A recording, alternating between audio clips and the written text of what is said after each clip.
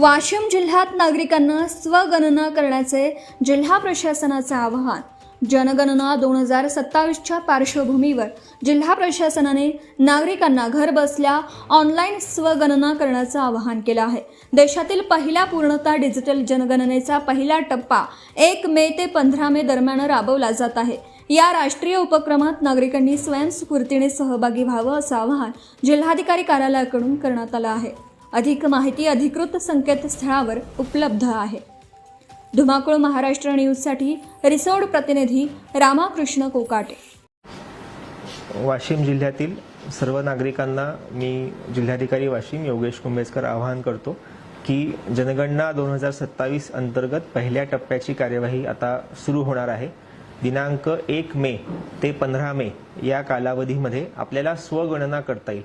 स्वगणना म्हणजे se.census.gov.in या वेबसाईटवर जाऊन आपल्याला आपल्या कुटुंबाविषयी जे 33 प्रश्न आहेत ती माहिती भरता येईल।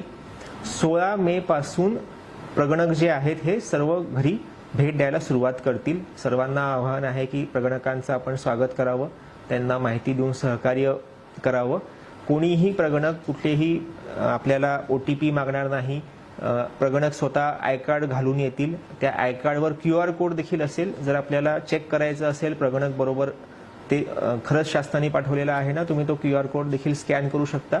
यामध्ये जी माहिती दिली जाईल ती पूर्णपणे गोपनीय राहील। याचा RTI किंवा कुठल्या कायद्याअंतर्गत कोणी आपल्याविषयीची माहिती प्राप्त करून घेऊ शकत नाही। त्यामुळे सर्व नागरिकांना आवाहन आहे 16 मे ते 14 जून या कालावधीमध्ये जेव्हा प्रगणक आपल्या घरी येतील त्यांना सहकार्य करा आणि जनगणनेच्या या महत्त्वाच्या राष्ट्रीय कार्यामध्ये आपले योगदान द्या। धन्यवाद।